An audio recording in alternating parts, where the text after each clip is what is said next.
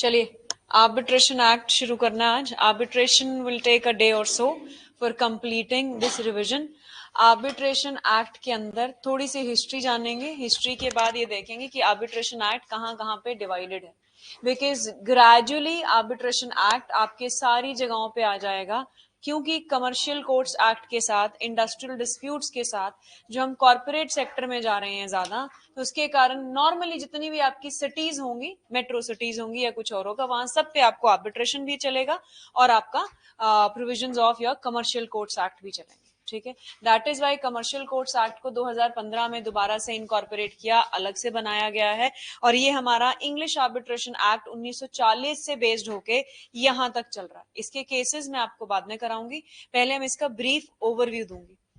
जब हम सेक्शन 89 की बात करते हैं सीपीसी में, और जब भी कोई मैटर को हमें डिसाइड करना होता है, just a second, let me open up the screen.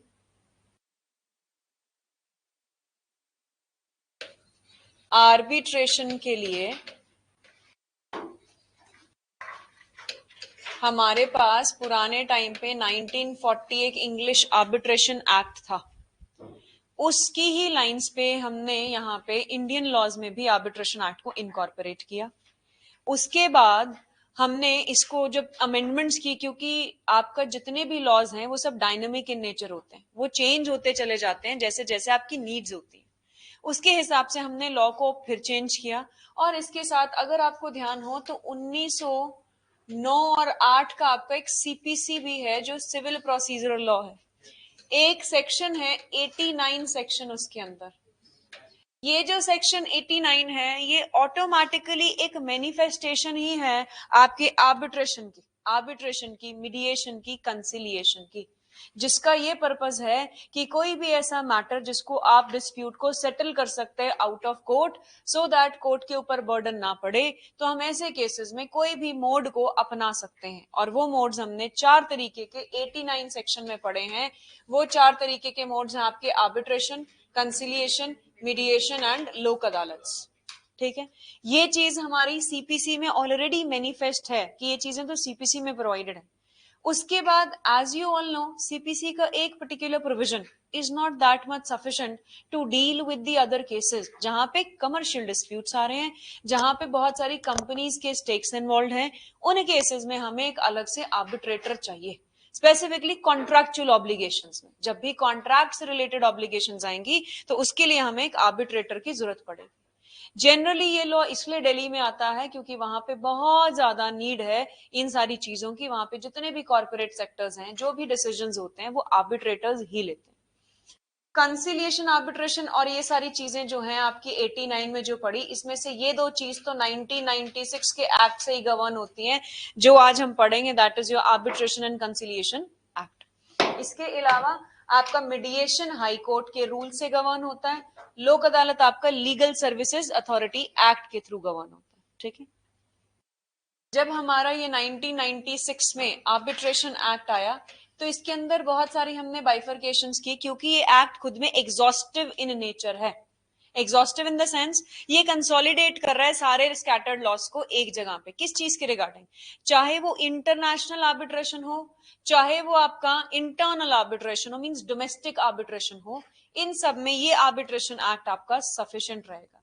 कुछ जगहों पे इन्होंने कन्वेंशंस को भी बेस कर रखा है, जैसे आपकी न्यूयॉर्क कन्वेंशन, जिनीवा कन्वेंशंस। ये जो न्यूयॉर्क जिनीवा कन्वेंशंस हैं, इनके बेसिस पे हम आर्बिट्रल अवार्ड्स पास करते हैं, वो फॉरेन आर्बिट्रल अवार्ड्स होते हैं। फिर कुछ जगहों पे इन्होंने ये भी बोल रखा है कि क्योंकि ये एक स्पेसिफिक लॉ है, इसके ऊपर आपका ये जो प्रोसीजरल लॉ है ना सीपीसी, ये एप्लीकेबल नहीं होगा, रादर आर्बिट्रेटर अपना खुद का नया लॉ डेवलप कर सकता है। जनरली ये मैटर्स जो हैं वो आर्बिट्रेशन से, उनके कमर्शियल डिस्प्यूट्स के रिगार्डिंग, फॉरेन अवार्ड्स के रिगार्डिंग ही डील कर रहा है, और कुछ मैटर्स में ये कंसिलिएशन को भी डील करता है, क्योंकि वर्ड जो यहाँ पे इनका टाइटल शुरू होता है वो है the arbitration and conciliation act. However, the major task is dealt in under the arbitration field and the rest will be done under your conciliation part. अब इसके पहले हम चार्ट्स बनाएंगे कि कितने चैप्टर्स हैं, किन किन चैप्टर्स में ये arbitration and conciliation act divide होता है, आर्बिट्रेशन अग्रीमेंट क्या होता है, और कहां कहां पे किस किस कोर्ट की ज्यूरिसडिक्शन बनती है कि अगर वो डोमेस्टिक आर्बिट्रेशन है तो ये वाले कोर्ट ट्राई करेंगे मैटर, अगर वो इंटरनेशनल आर्बिट्रेशन है तो कौन करेगा। इसको हमने एक बार और 2019 में मेजरली अमेंड किया, जिसमें हमने आर्बिट्रेशन काउंसिल ऑफ इंडिया को इनकॉर्पोरेट किया। उसके लिए हमारा अलग से चैप्टर चलेगा जिसमें हम ये देखेंगे कि जी आर्बिट्रेशन काउंसिल का बेसिक पर्पस क्या है, वो आर्बिट्रेशन काउंसिल किस लिए इनकॉर्पोरेट हुआ था ये देखना पड़ेगा इसकी। And as I said commercial courts act की आपस में बहुत लिंकेज है।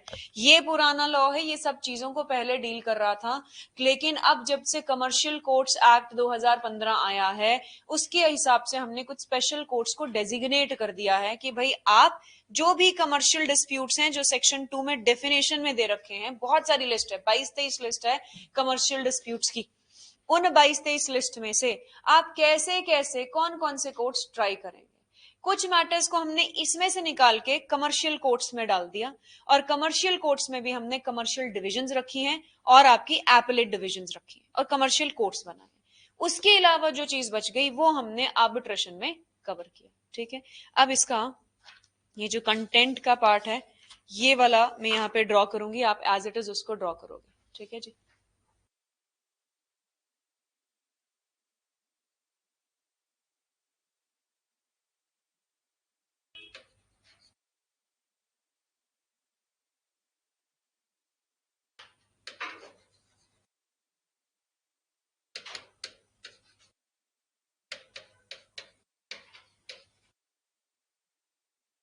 Chapter 1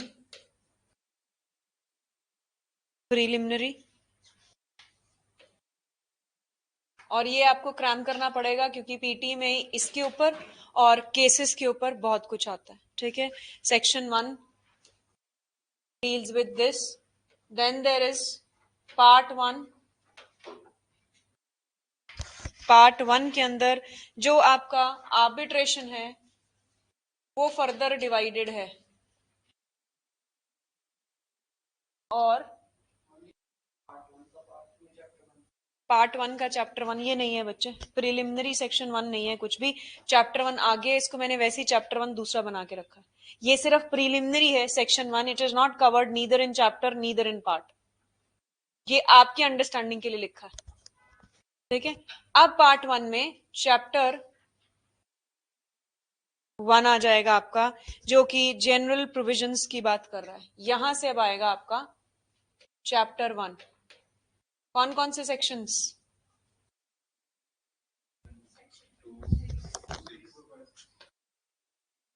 2 to 6 deals with general provisions.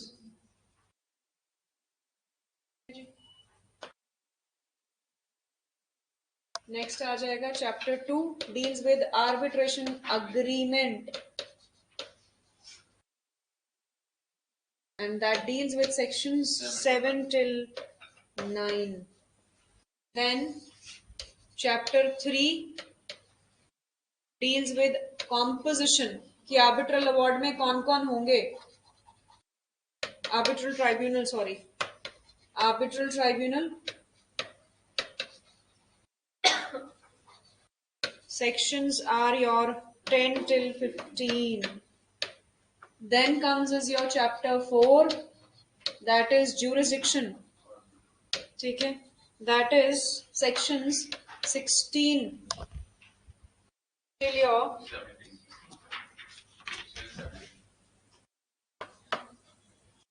Next आ जाओ अब chapter 5।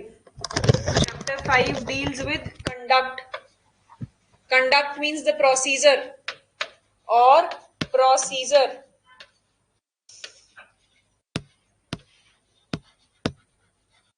and sections are 18 till 27. This is the basic procedure. Then comes is your chapter 6, the making of the arbitral awards. Arbitral award, good morning. Sections 28 till 33. Then 34, another chapter only containing one section, which is important, that is chapter 7, recourse or setting aside of arbitral award. Setting aside of arbitral award. That is your section 34. Then finality, chapter 8, finality of arbitral awards and enforcement. Sections 35 and 36. Then it is mandatory for all of you to draw this. Then chapter 9, section 37, that talks about appeals. इसके साथ linkage कराऊंगी अभी, इसीलिए diagram बनवा रही हूँ. Then miscellaneous.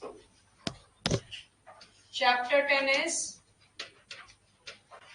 miscellaneous, which deals with sections 38 till 43.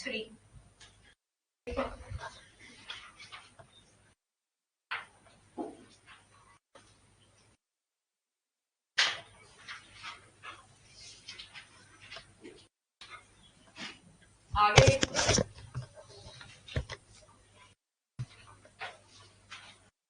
ये बना लो, इतने में इसमें पार्ट 1A भी डाल देती हूँ.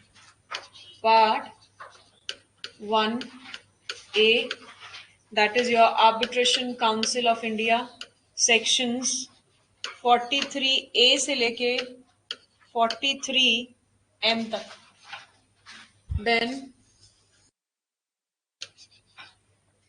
part 2, which is further divided into two parts, that is New York Conventions and Geneva Conventions. This deals with 44 till 52 and this deals with 53 till 60. And the last, that is your part 3, that deals with conciliation. इस conciliation में 61 से लेके 81 तक. And last part is, that is part 4, supplementary provisions. Supplemental.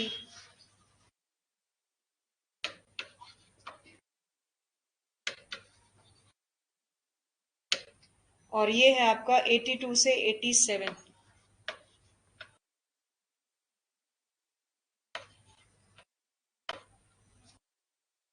बनाओ, उसके बाद यहाँ पे आपको समझाती हूँ.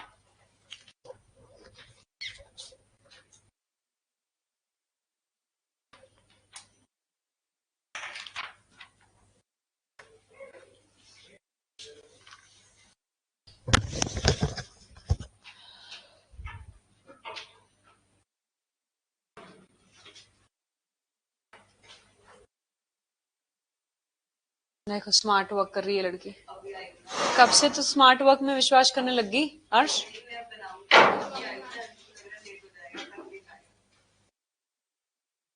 हाँ कर ले, स्मार्ट वर्क ही कर ले, क्योंकि इसके बाद लिंकेज शुरू है.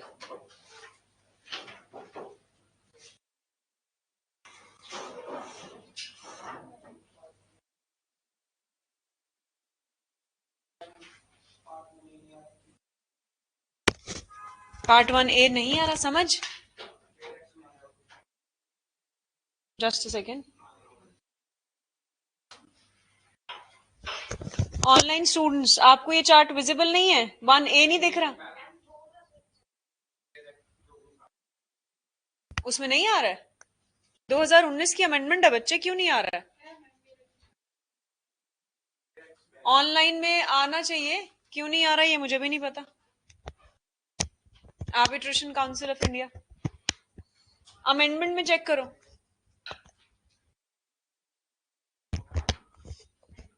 ठीक है, हाँ जी, हो गया स्मार्ट वर्क। चलो अब ध्यान से समझो इस चीज को। अभी तक बस इतना ही किया, आधे घंटे में मेहनत नहीं की हमने कुछ, है ना। चैप्टर 1 को मैंने अंडरस्टैंडिंग के लिए लिखा है, अगर आपने नहीं समझना तो इसको काट दो, यहाँ पे सिर्फ प्रीलिमिनरी लिखो सेक्शन 1, जो बात करता है कि ये act arbitration and conciliation act कहलाएगा। 1996 का एक्ट जो है ये आपका कहलाएगा। ये पूरे इंडिया में लगता है। ये 22 अगस्त को 1996 में आया था। एनफोर्समेंट डेट इज 22 अगस्त 1996।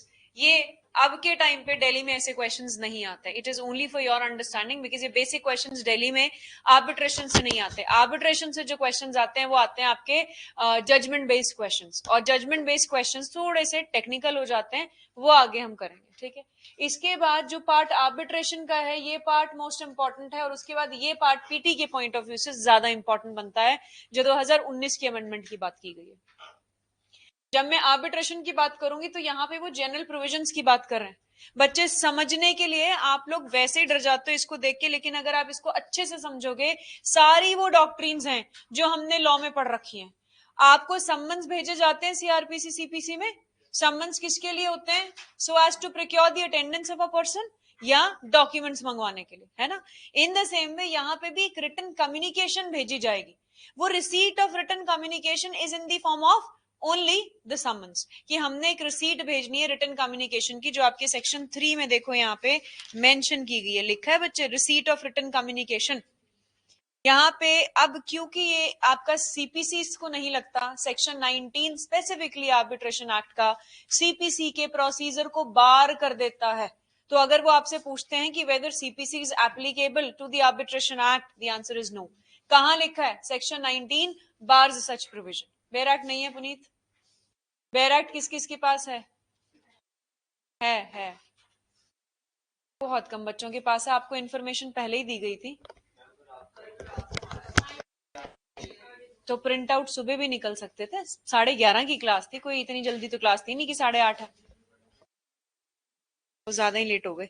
अब इसके अंदर वो कहते हैं कि कोई भी रिटन कम्युनिकेशन वो कब रिसीव मानी जाएगी? अगर वो रिटन कम्युनिकेशन मैंने एड्रेस की है personally to the person concern, that is the addressee, उसके प्लेस ऑफ बिजनेस पे, उसके मेलिंग एड्रेस पे, या उसके रेजिडेंस पे। अगर कोई भी ऐसा प्लेस फाउंड नहीं किया जा सकता तो किसी भी तरीके से वो अटेम्प्ट करेगा डिलीवर करने का। Don't you think if last resort remedy याद करो सीपीसी और सीआरपीसी में, सब्स्टिट्यूटेड सर्विस ऑफ समन्स। इसका क्या मतलब है कि तुम लोग एज एड्रेसी मुझे मिल ही नहीं रहे हो कहीं पे भी, तो मैं कहीं ना कहीं पे तो उसको चिपकाऊंगी। तो वो कंस्पिक्वस पार्ट पे जब भी मैं उसको अटैच करूंगी, वो आपका क्लॉज बी के अंदर मेंशन किया गया। देन वो कहते हैं कि जो कम्युनिकेशन है वो किस दिन से मानी जाएगी, कि जी उसको मिल गई, जिस दिन से डेट कैलकुलेट करनी पड़ेगी ना आपको इसमें, जिस दिन उसको डिलीवर हुई उस दिन से मानी जाएगी। The moment that communication has been delivered to you, the time will start running. That is what they are saying under subsection 2. Then they say this section with regard to written communications will not apply to any judicial authority. Any proceedings which is being conducted by a judicial authority, उनको ये चीजें apply नहीं करेंगे। क्या हो गया दोनों को? सेक्शन 3, अच्छा इसे भी नहीं पता था section 3। Very good. Section 3 deals with the receipt of written communications. Whenever an arbitration proceedings has been initiated, these are known as arbitral proceedings. Generally do not concerned with the judicial proceedings. तो written communication वहां जाएंगी। अगर ये judicial proceedings होंगी तो don't you think फिर इसके ऊपर CRPC या CPC as the case में भी, generally civil law है तो CPC लगेगा, और अगर लगेगा तो judicial proceedings हैं तो वहां summons जाएंगे, फिर वहां पे written कम्युनिकेशंस नहीं जाएंगे। तो इसीलिए डिफरेंस क्या है कि जुडिशियल प्रोसीडिंग्स में हम रिटन कम्युनिकेशन नहीं भेजते, हम वहां पे सम्मन्स भेजते हैं। तो सेक्शन 3 के हिसाब से काइंड ऑफ सम्मन्स क्या है, जब भी किसी पर्सन को हम सम्मन्स भेजेंगे। सेक्शन 4 कहता है वेवर। वेवर में मैंने आपको एक राइट समझाया था जब हम कॉन्स्टिट्यूशन पढ़ रहे थे, और जब हम सीपीसी में रेस जुडिकाटा पढ़ रहे थे। आंसर्स दोगे क्योंकि रिविजनल क्लास है और रैपिड रिविजन है, इसके साथ लिंक विद करके बोला था चलाऊंगी। When we say can we waive the plea of raising the res judicata, or in other words, can we waive the res judicata? Can we say कि I do not want res judicata, I do not believe in res judicata, तो नहीं चाहिए? No, because it is a law which is to be taken into consideration. क्या आप waive कर सकते हो raise करना objection? Yes. In the same way, can you waive your fundamental rights? Can you give up your fundamental rights? Can you waive the plea of raising the fundamental rights? Yes. Same here, the rules apply where they say waiver of right to object. Right to object पे waiver है, बाकी किसी भी चीज पे waiver नहीं है. The right that has been given, that once there has been a breach of contract between you and me, तो उस केस में जब भी मैं ऑब्जेक्शन रेज करूंगी तो मेरी ड्यूटी है, मुझे ऑब्जेक्शन रेज करनी पड़ेगी. अगर मैंने ऑब्जेक्शन रेज नहीं की, I will be deemed that I have waived off my right. The moment right to object has been waived off, I can not do so any other thing. आया ये समझ में? Waiver of the right to object है, कोई और right नहीं दिया गया इसके अंदर. राइट, नेक्स्ट आ जाओ. देन जो फिफ्थ है आपका, फिफ्थ सेक्शन क्या कहता है?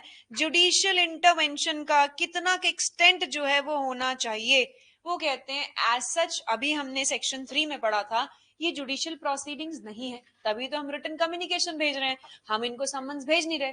तो जुडिशियल इंटरवेंशन बहुत रेयर केसेस में होगी. उसका रीजन है बच्चे, आर्बिट्रेशन प्रोसीडिंग्स चल रही हैं जिसमें आउट ऑफ कोर्ट सेटलमेंट की नेगोशिएशंस की बात चल रही है.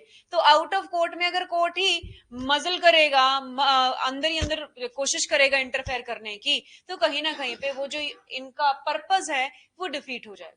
सो उसको अवॉइड करने के लिए judicial intervention is not required unless and until it is necessary to do so. Is this clear? Rapid revision है ये. 4 क्लॉज है. वो कह रहा है बच्चे, a party who knows that any provision of this part from which the parties may derogate or has not been complied with and yet proceeds with the arbitration without stating his objection to such non-compliance without undue delay, or if at a time limit is provided for stating that objection within the period of time, shall be deemed to have waived his right so to object. जो इस part के अंदर, जो इस provision में दिए गए थे, इस पार्ट में मींस आर्बिट्रेशन एक्ट के अंदर जो भी चीजें आपको रेमेडीज अवेलेबल थी, अगर उसके रिगार्डिंग आपने ऑब्जेक्शन नहीं ली है तो वो ऑब्जेक्शन वेव्ड माना जाएगा आपका. अगर टाइम प्रोवाइडेड था with in that time period, अगर वहां पे टाइम प्रोवाइडेड नहीं था तो एज सून एज पॉसिबल आपको वो ऑब्जेक्शन रेज करनी चाहिए थी. इसको दोबारा भी रिपीट कराऊंगी, अभी ध्यान से सुनो, यहाँ पे रटा के ही भेजूंगी. दिस इज आवर सोल मोटो. ठीक है, अभी सेक्शन 6 पे आ जाओ, फिर 2 पे. 2 से 6 दोबारा करेंगे. Derogatory are those things. अभी बच्चे जब हम सेक्शन 12 पढ़ेंगे ना यहाँ पे, तो तुम्हें समझ में आ जाएगा कि किस सेंस में डेरोगेटरी बोल रहे हैं. कई बार क्या होता है, स्पेशल आर्बिट्रेटर्स को जब अपॉइंट किया जाता है तो उसमें ग्राउंड्स ऑफ चैलेंज है उनके सेक्शन 12 में. तो अगर वो रिलेटिव है या उसका खुद का कोई इंटरेस्ट है जिसमें वो आर्बिट्रेशन में लगा हुआ और आर्बिट्रेटर है, तो वो बच्चे डेरोगेटरी हो जाएगा, और ऐसे केसेस में हम उसको वहां पे नहीं लगाएंगे, या आपको ऑब्जेक्शन पहले रेज करनी चाहिए थी. रेज नहीं की तो वो डिसीजन आ जाएगा, उसमें फिर आगे इफ्स एंड बट्स लगेंगे. तो सेक्शन 12 के साथ अभी समझा.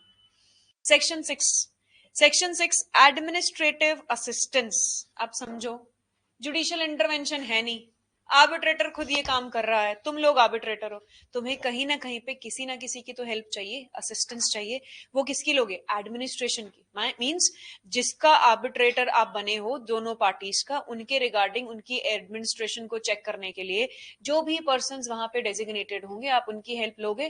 That is section 6 which deals with कि आपकी एडमिनिस्ट्रेटिव असिस्टेंस जो है वो ले सकते हैं. किससे लेंगे? कोई भी सूटेबल पर्सन जो हमें गाइड कर सके. अब सपोज करो यहाँ की एडमिनिस्ट्रेटिव असिस्टेंस आपने लेनी है, किससे ले सकते हो? हमसे तो नहीं ज्यादा ना अच्छे से ले पाओगे, मैम से ले पाओगे. तो कहीं ना कहीं पे वो person who is suitable for giving the information. अब पहले 3 से 6 को समझो, बेराज देखने की जरूरत नहीं है, फिर हम सेक्शन 2 पे आएंगे. असिस्टेंस नो, एडमिनिस्ट्रेटिव है बच्चे, लॉयर की असिस्टेंस नहीं मांग रहे, हेल्प नहीं मांग रहे लॉयर की. वो आर्बिट्रल ट्राइब्यूनल सिर्फ ये जानना चाहता है कि एक्चुअली में यहाँ पे हुआ क्या था, what was the main decision with regard to it, क्योंकि आर्बिट्रेटर जानना चाह रहा है. तो उसके लिए जो कंसर्न पर्सन है, जिसको नॉलेज है पूरी, उसी से तो जानेंगे. अब आईटी के लिए डिपार्टमेंट्स बने हुए हैं ना, आईटी के हिसाब से जो डिपार्टमेंट आपका, आप वहां पे कंसर्न पर्सन को कांटेक्ट करते हो विद रिगार्ड टू यहाँ जो प्रॉब्लम है, यहाँ करते हो आप लोग सारी चीजें. तो ये सब क्या है? ये आर्बिट्रेशन के रिगार्डिंग बात की गई. अब 3 till 6 ध्यान से समझना है. आई कांटेक्ट रखना, इसको बंद कर देते हैं, इसकी बस बैरक से चाहे बंद कर दो। हमने अभी तक आर्बिट्रेशन शुरू किया है, आर्बिट्रेशन के अंदर मैं अभी सीधा पहले जनरल सेक्शंस में 3 से 6 पे आ गई। अभी समझाया आर्बिट्रेशन एक्ट जो है उस पे सीपीसी नहीं लगता, क्योंकि ये सिविल लॉ है तो सीआरपीसी का तो मतलब ही नहीं हुआ। प्रोसीजरल लॉस पे ये सीपीसी नहीं लगेगा, इसका खुद का अपना प्रोसीजर होगा जो हम अभी डेवलप करके यहाँ पे पढ़ेंगे। अब जो सेक्शन 3 है, अगर मैं नॉर्मल प्रोसीजरल लॉ इस पे लगता तो मैंने आपको बुलाना था एज पार्टीज, तो मैं आपको सम्मन्स भेजती। अब मैं यहाँ पे सम्मन्स नहीं भेजूंगी, सम्मन्स की जगह आर्बिट्रेशन में रिटन कम्युनिकेशंस जाएंगी। वो रिटन कम्युनिकेशन कहाँ जाएंगी? जहां पे वो बंदा रहता है या जहां पे उसका मेलिंग एड्रेस है, वहां पे उसके पास जो भी पर्सनली जहां पे भी वो रह रहा है या बिजनेस करता है उसके पास वो सम्मन सर्व किए जाएंगे और रिटन कम्युनिकेशन सर्व की जाएगी। बाय चांस उसको ढूंढ रहे हैं हम और वो मिल नहीं रहा है कहीं पे भी, तो मैं कहां पे करूंगी? जहां पे भी मुझे लगता है ये कंस्पिकुअस पार्ट है, मैं वहां पे उसकी अटेम्प्ट करूंगी देने के लिए। ये बात करता है आपका सेक्शन 3 का एक पार्ट। दूसरा, ये जो कम्युनिकेशन है ये किस दिन से मानी जाएगी? जैसे हम सम्मन्स में 30 दिन कैलकुलेट करते हैं, 30 दिन, 60 दिन, 90 दिन, ऐसे यहाँ पे वो कहते हैं किस दिन से शुरू करोगे कि जी उसको कम्युनिकेशन हो गई थी, उसको मिल गया था कि हमने आर्बिट्रेशन प्रोसीडिंग्स आपके अगेंस्ट इनिशिएट की हैं, जिस दिन उस पर्सन को डिलीवर हुई उस दिन से मानोगे। क्या ये वाली सारी चीजें आपकी जुडिशियल प्रोसीडिंग्स पे लगती हैं? The answer is no. Why? क्योंकि ये जुडिशियल प्रोसीडिंग है ही नहीं, तो इसकी लगेगी नहीं। Section 3 clear? Kind of summons read with order 5, read with why? No linkage as such. The only thing is वहां summons है, यहां written communications। अब आ जाओ सेक्शन 4। सेक्शन 4 पे अभी समझाया हमारे पास राइट को वेव करने का कुछ नहीं है, लेकिन फर्दर राइट है क्या? मैं ये नहीं कह सकती मुझे फंडामेंटल राइट्स नहीं चाहिए, वो तो मेरे इनहेरेंट राइट्स है, मिलेंगे मिलेंगे, लेकिन कुछ ऐसे राइट्स हैं जिसके बेसिस पे कॉन्ट्रैक्चुअल राइट्स अराइज होते हैं आपके। जैसे मेरे और आपके बीच में कॉन्ट्रैक्ट हुआ था, उस कॉन्ट्रैक्ट में अगर ब्रीच हुआ तो हमने क्लॉज डाला हुआ था। वो क्लॉज था कि अगर डिस्प्यूट होगा तो हम कोर्ट नहीं जाएंगे, हम एक आर्बिट्रेटर अपॉइंट करेंगे, हम उस आर्बिट्रेटर के पास जाएंगे। ठीक है? आपको कोई भी दिक्कत है, कोई भी चीज को अगर आपने ऑब्जेक्ट करना है कि जी ये सही तरीके से नहीं चल रही प्रोसीडिंग, या यहाँ पे आर्बिट्रर जो है वो बाइस्ड है, whatsoever reason it may be, arbitration agreement valid नहीं था, कोई भी ऐसी चीज जो आपको ऑब्जेक्शन देनी है, आप उसको ऑब्जेक्शन को स्पेसिफिकली प्लीड करोगे। अगर स्पेसिफिकली प्लीड नहीं किया आपने तो क्या माना जाएगा? इट हैज बीन वेव्ड, कि आपका राइट वेव हो गया, चाहे वो प्रोविजन पार्ट 1 वाले प्रोविजन हो, चाहे वो प्रोविजन आपके आर्बिट्रेशन अग्रीमेंट के हो, कि अग्रीमेंट में हमने ये बोला था कि हम ऐसे ऐसे परफॉर्म करेंगे, तो वहां पे आपका वेवर हो जाएगा। ये क्या है? सेक्शन 4 है। सेक्शन 5, कितने हद तक जुडिशरी आर्बिट्रेशन प्रोसीडिंग्स में इंटरफेयर कर सकते हो? कहते चाहिए नहीं, चाहिए ही नहीं हमें जुडिशियल इंटरफेरेंस। क्यों? क्योंकि हम आउट ऑफ कोर्ट सेटलमेंट को पर्पस को अप्रूव कर रहे हैं, हम कहीं ना कहीं पे उसको बढ़ावा दे रहे हैं, यहां पे मुझे चाहिए नहीं। लेकिन अगर कुछ जगहों पे नेसेसिटी लगी for the ends of justice, हम आर्बिट्रेशन में जुडिशियल इंटरवेंशन कर सकते हैं। दूसरी चीज, तुम लोग आर्बिट्रल ट्राइब्यूनल्स में आर्बिट्रेटर्स हो, तुम्हें मैटर को डिसाइड करना है ए और बी की कंपनी के बीच में। अब उसके लिए जो ए और बी कंपनी का कंसर्न्ड पर्सन है, जिसको एबीसी वेयर अबाउट सब पता है, आप उसकी असिस्टेंस ले सकते हो। वो कौन होंगे? आपके supervisors, may be the managers, may be the MDs, the company director, anyone. That is section 6, which deals with the administrative assistance. Is this section 3 till 6 clear? रट गए सारों को? सम्मन्स हैं तो सेक्शन 3 लग जाएगा, वेवर है तो सेक्शन 4 लग जाएगा, जुडिशियल इंटरफेरेंस नहीं होनी चाहिए 5 लग जाएगा, और इसके बाद एडमिनिस्ट्रेटिव असिस्टेंस हम लेंगे तो 6 लग जाएगा। ठीक है? वापस आ जाओ सेक्शन 2 के ऊपर, क्योंकि सेक्शन 2 भी इंपॉर्टेंट है इसके साथ। आप सेक्शन 2 को समझना इज वेरी इंपॉर्टेंट। उससे पहले अपने प्रियम्बल में जिसके पास बेयर एक्ट्स हैं उसको कंसोलिडेट और अमेंड को अंडरलाइन कर लेना। क्यों अमेंड और कंसोलिडेट को अंडरलाइन कर रहा है? यहां से क्या पता चल रहा है? It is exhaustive in nature. Clear है ये? आगे चले, और यहीं पे एक चीज लिख लो अब आप लोग अपने बेयर एक्ट्स में, कहीं पे भी लाइन लिखो, as per Lord Russell, as per Lord Russell, RUSELL, register में लिखो, as per Lord Russell, RUSSEL, sorry, RUSSELL, Russell. The arbitrator is a judge. The arbitrator is a judge of a private court, who gives private judgment. Of a private court who gives private judgment. I think इससे और clear हो गया होगा क्या ये जजेस होते हैं, क्या ये डेजिग्नेटेड ऐसे जजेस होते हैं कि जिनको आप लोग कंपेटिटिव एग्जाम्स के थ्रू अपॉइंट करते हो? No, they can be advocates also, they are on that panel, they are being approached by the individuals. समझ में आ रहा है? सेक्शन 6 ये कहता है बच्चे इसके अंदर, in order to facilitate the conduct of the arbitral proceedings, the parties, the arbitral tribunal, with the consent of the parties, may arrange for administrative assistance by a suitable institution or person. Person means these person concerned, institution means you are supposed to help the arbitral tribunal in reaching to the best conclusion. तो यहाँ पे administrative assistance में ले सकती हूँ। Institution में आपके experts भी आ सकते हैं, ठीक है, वो भी आपके यहाँ पे हेल्प कर सकते हैं। जैसे अगर आपने एसआरए पढ़ा हो तो एसआरए के अंदर आपके सेक्शन 20A, 20B, 20C 3 नए ऐड हुए हैं, जिसमें से if I am not 20B जो है वो एक्सपर्ट्स की बात करता है, और एक्सपर्ट्स की असिस्टेंस हम वहां पे भी ले सकते हैं जहां पे इंफ्रास्ट्रक्चर प्रोजेक्ट्स हैं। जरूरी तो नहीं बच्चे कि वो फॉरेंसिक में ही होंगे, साइंस में ही होंगे, वो किसी भी फील्ड में एक्सपर्ट्स हो सकते हैं, तो हम वहां पे उनकी हेल्प ले सकते हैं। जैसे दोबारा लिंकेज, लिमिटेशन एक्ट में जब हम सेक्शन 15 सब सेक्शन 3 पढ़ते हैं तो कंपनी वुंड अप जब हो रही होती है उसकी डिसोल्यूशन प्रोसीडिंग में लिक्विडेटर अपॉइंट होता है, और उसके लिए जब वो अपॉइंट होगा तो वो भी एक एक्सपर्ट माना जाएगा। तो that can be any assistance that we may take up here also. Clear? Section 2 पे आ जाओ। Section 2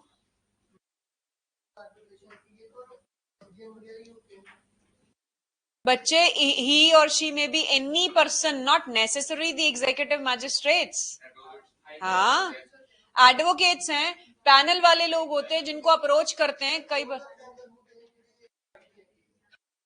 panel in the sense arbitrators के भी पैनल बनाए जाते हैं कई बार, और उसके हिसाब से उनको जो मैटर्स आते हैं उनको रेफर किए जाते हैं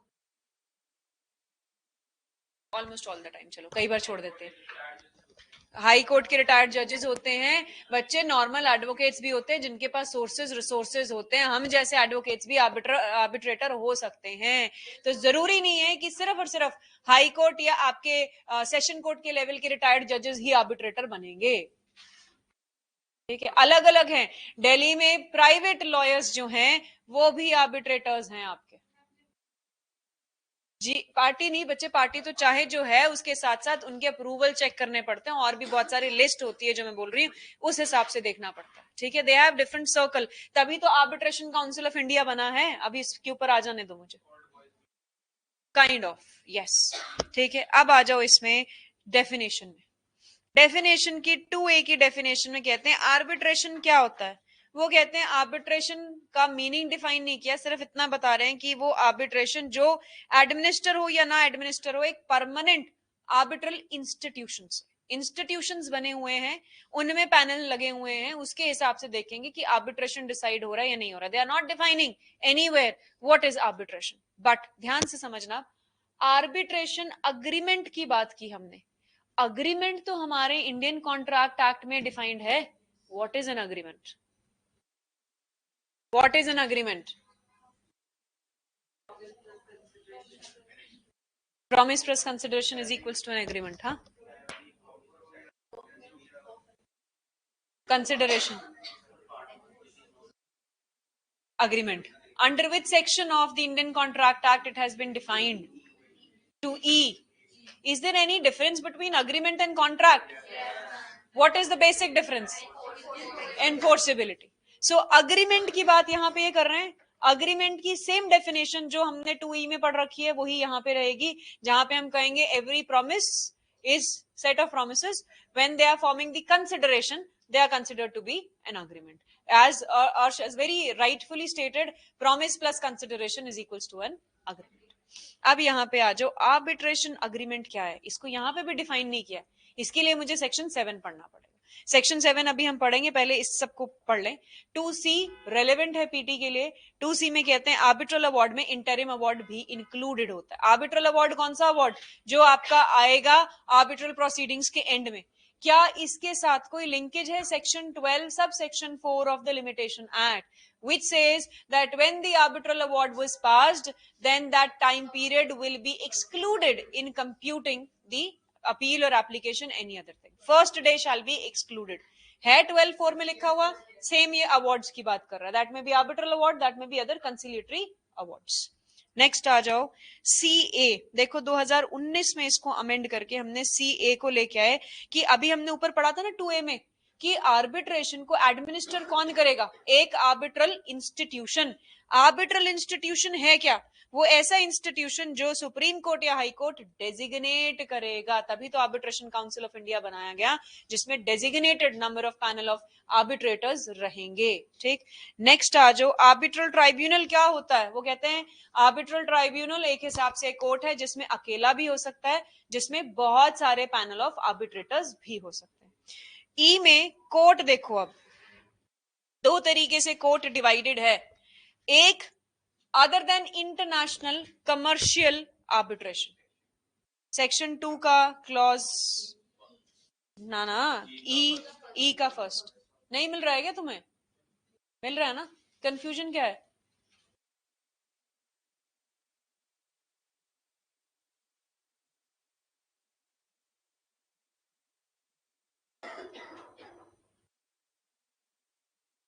लाइट एक बंद कर दो प्लीज।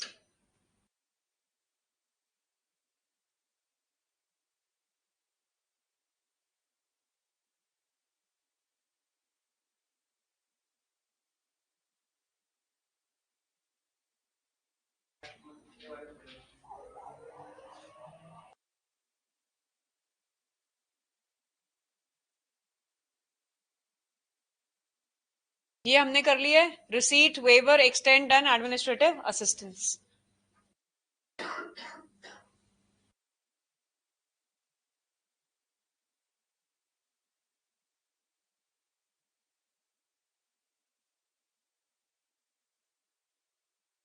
ये रहा आपका C, court in case of an arbitration other than international commercial arbitration.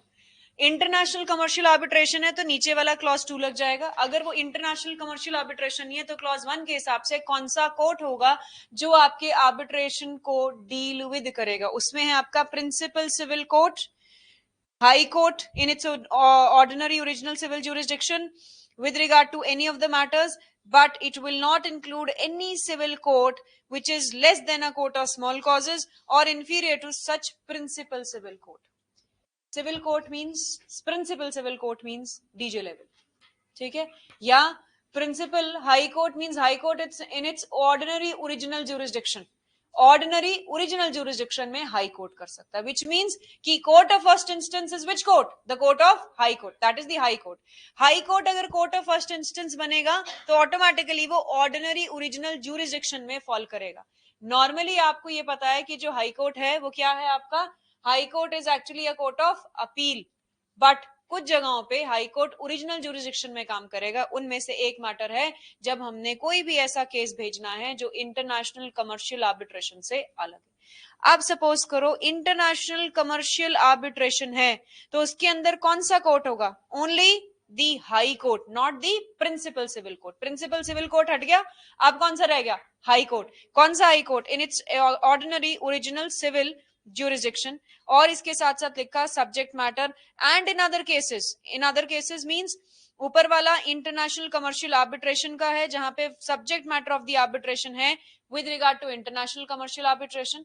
इसके साथ साथ if it is a combination of international commercial arbitration and other commercial arbitration then it will be the high court having the jurisdiction to hear appeals from the decree. इसका क्या मतलब है बच्चे, दो तरीके के हाई कोर्ट्स यहाँ पे डिफाइन किए गए जो आप पढ़ते हो लेकिन आप कभी उसको ध्यान से सुनते नहीं। One is the High Court in its ordinary original jurisdiction, and another is the High Court from which an appeals generally lie. Do you find any difference between these two terms? है difference? कोई guesses मार सकते हो कि क्या difference है, क्यों difference है ये? High Court in its ordinary original jurisdiction is one. High Court in its appellate jurisdiction is second.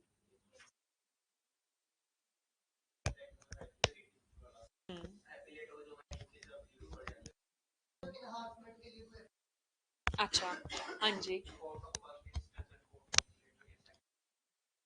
Yes. अब देखो ध्यान से सुनना, सीआरपीसी के साथ ऑल दो लिंकेज है बट हम सीआरपीसी इसमें नहीं लगा रहे हैं, सिर्फ लिंकेज समझाने के लिए दो टर्म्स को। आपने जब सेक्शन 26 पढ़ा सीआरपीसी का एंड 474 पढ़ा, जो हमने पढ़ाना है आगे, मैंने पीटी पॉइंट ऑफ व्यू में तब समझाया था। सेक्शन 26 में जो भी ऑफेंसेस डिफाइंड है आईपीसी में, उसके पीछे एक शेड्यूल प्रोवाइडेड है, लेकिन शेड्यूल से पहले जो सेक्शन 26 सीआरपीसी है वो 3 कोर्ट्स को कनकरेंट ज्यूरिसडिक्शन देता है। Concurrent jurisdiction mean simultaneous jurisdiction. मैं चाहूं तो यहां डाल दूं, यहां डाल दूं, यहां डाल दूं, मेरी मर्जी। उसमें सबसे पहला कोर्ट हाई कोर्ट है, फिर कोर्ट ऑफ सेशन, फिर शेड्यूल के हिसाब से। लेकिन हम जाते कैसे हैं? शेड्यूल में। हम हाई कोर्ट नहीं जाते। 474 भी सीआरपीसी का ये कहता है कि हाई कोर्ट चाहे तो वो ट्रायल भी कंडक्ट कर सकता है, लेकिन वो ट्रायल कब कंडक्ट करेगा? जब वो high court court of first instance होगा, मींस उसके नीचे वाले कोर्ट में ज्यूरिसडिक्शन है ही नहीं, तो डाल ही नहीं सकते। तो इसीलिए वो क्या बन गया? High court in its ordinary original jurisdiction. और एपलेट कोर्ट वो कब बनेगा? जब नॉर्मली निचले कोर्ट से अपील्स उसके पास जाएंगी, जो एक नॉर्मल फंक्शन है उसका। And the examples given by them are apt. Likewise writ jurisdiction 32 में जाओ, कनकरेंट ज्यूरिसडिक्शन 226 में जाओ। 226 में जाओगे तो high court will deal this matter in its ordinary civil और क्रिमिनल रिट ज्यूरिसडिक्शन। आता है ये मैटर, जब आप केस पढ़ते हो ना, कभी भी निकाल के देखा करो, उसमें लिखा होता है CWP, CRWP and in the original court special leave petition whatsoever is, कि वो ऊपर आपको पता चलेगा। This is the only difference here. ठीक है, बिल्कुल डिस्ट्रिक्ट कोर्ट, बिल्कुल court of first instance, family court में income tax tribunal special courts हैं, आपके कमर्शियल कोर्ट्स स्पेशल कोर्ट्स हैं, आपके POCSO court special court and they are the court of first instance. Had it been not the court of session, rather the high court, then the high court would have been the court in its ordinary original jurisdiction. आ रहा है समझ में? Speed तो नहीं लग रही है ज्यादा?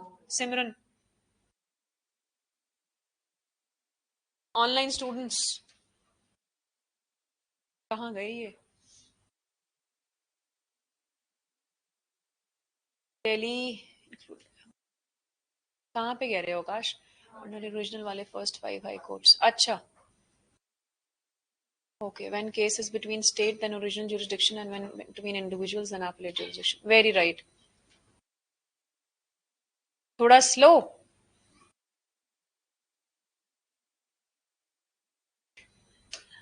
चलिए, यहां पे ये सारी चीजें देखो इन्होंने लिखी हुई हैं, यही है। अब आ जाओ इंटरनेशनल कमर्शियल आर्बिट्रेशन। अभी तक हमने क्या बात की थी?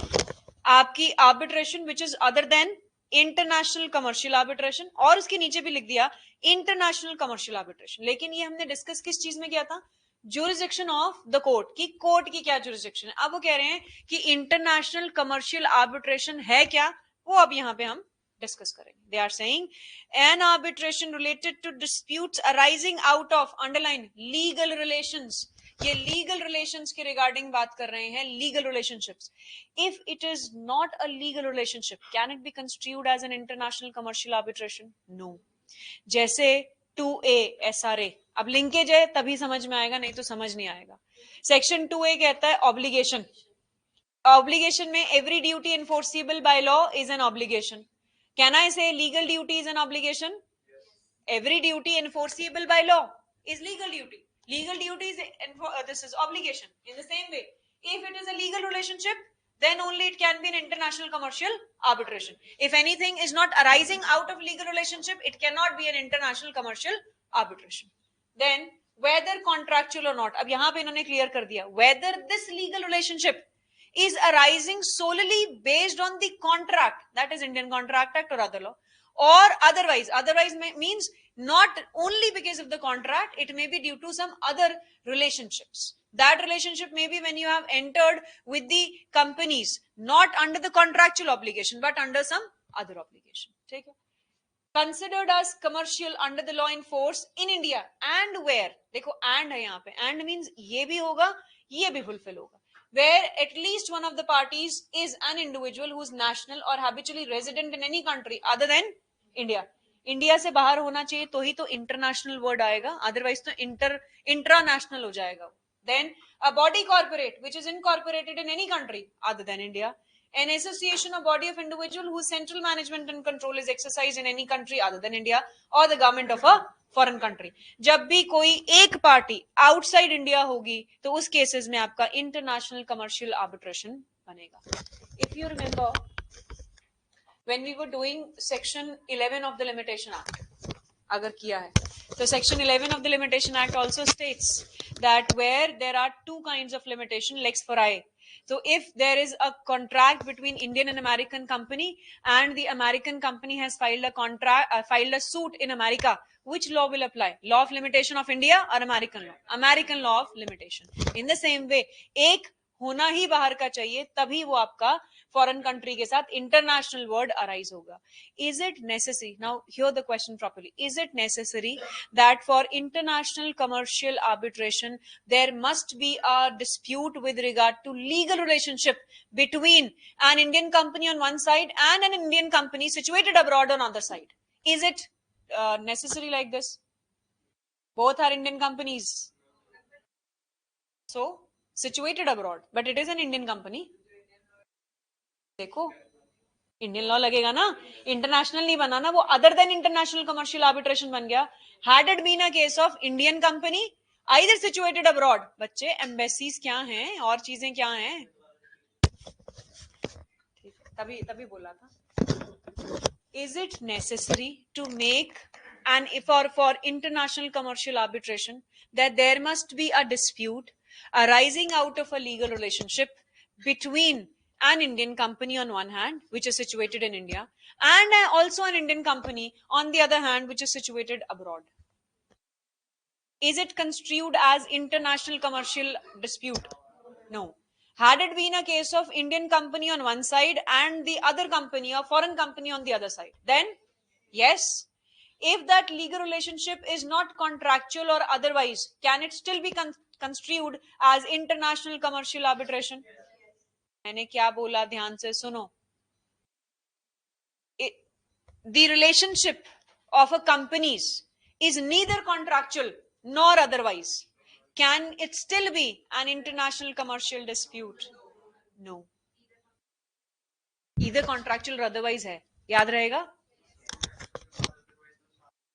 बच्चे. सारा कुछ तो कवर हो गया, but then generally it is arising out of the contract, या ये जो बॉडी कॉर्पोरेट्स होते हैं इनके थ्रू, जैसे एलएलपी एक्ट्स है या कमर्शियल डिस्प्यूट्स हैं, वो देखना पड़ेगा. तभी इन्होंने इसको कमर्शियल आर्बिट्रेशन लिखा, तभी हम कमर्शियल कोर्ट एक्ट को भी चेक करेंगे इसके साथ. अब आ जाओ आगे. लीगल रिप्रेजेंटेटिव सेम है, कहां डेफिनेशन है under the CPC legal representative की? 211 और 212? 211. Who is an intermeddler? समझाया हुआ इंटरमेडिलर कौन होता है? Who are the legal representatives of a person who dies? Son, daughter, wife, mother, father, brother, sister, they are all the legal representatives. Agnates, cognates. इंटरमेडुलर कौन होता है उसको समझो ध्यान से. यहां पे भी वर्ड लिखा हुआ है, estate includes any person who intermeddles with the estate of the deceased, लिखा है. इंटरमेडुलर समझो क्या होता है. Suppose there are class 1 heirs of the deceased. Who will get the property? Class 1 heirs. All these class 1 heirs are incapable of taking care of the property. There is one class 2 heir also in the form of a father who's also present. Likewise, this deceased person dies, leaving behind the wife and minor children. Okay? And father. Wife, because of his death, has went into coma or in some nervous shock wherein she is not capable of taking care of herself, and the children are so young age that they cannot look after the property of the deceased, that is their own property. Who's taking care of the property? Father. In case if he has to file a suit on behalf of his deceased son, who will file? Next friend के रूप में father minor को represent करा के करेगा. He is known as intermeddler, who has not got any estate from the deceased, but because he is representing in law to represent, that is known as intermeddler. याद रहेगा हमेशा, who is an intermeddler?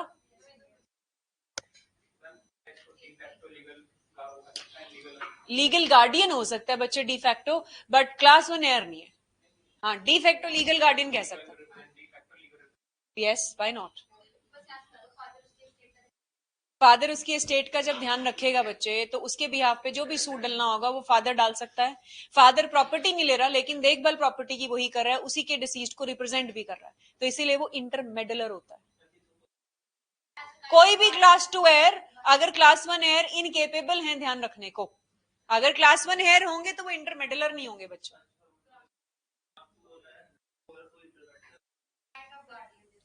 Yes, kind of guardian. Next coming party, जो party arbitration prescribe भी पढ़ने की जरूरत नहीं है, रेगुलेशंस भी पढ़ने की जरूरत नहीं है। अब आ जाओ आपका सेक्शन 3, सब सेक्शन 3, 4 और इनके ऊपर अब ध्यान से। हाँ, कुछ पूछना? सब सेक्शन 3 कहता है this part shall not affect any other law for the time being in force by virtue of which certain disputes may not be submitted to arbitration. If the dispute has not been submitted to arbitration, then Arbitration Act will not be the governing law. इसके लिए order 10, rule 1, capital A, capital B, capital C, उसको ध्यान से सुनो। Afcons infrastructure का एक landmark case आया था, है ना? एफकॉन्स इंफ्रास्ट्रक्चर में मैंने एक लाइन लिखवाई हुई है, examination of the ADR is mandatory, sending for the ADR is not mandatory. ADR means alternative dispute resolution.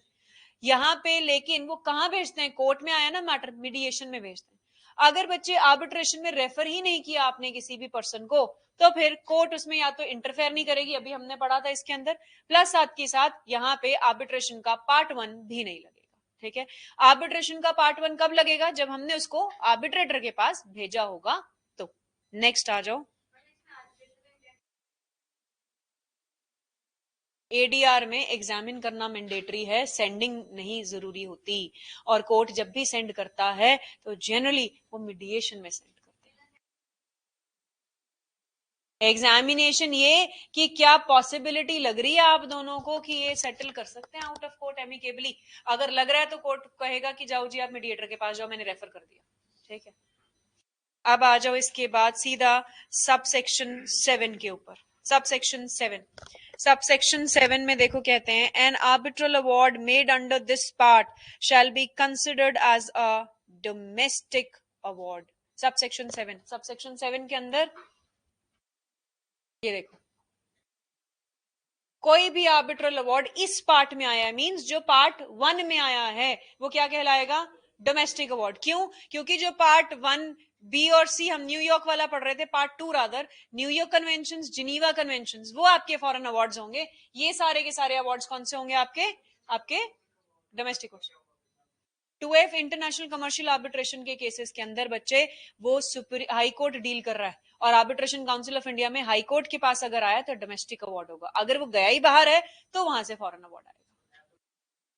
International में एक पार्टी तो इंडिया है ना बच्चे, अगर एक पार्टी इंडिया है और हाई कोर्ट उसको पास कर रहा है ऑर्डर को, तो डोमेस्टिक अवार्ड होगा ना हमारे लिए। नेक्स्ट आ जाओ इसके बाद आपका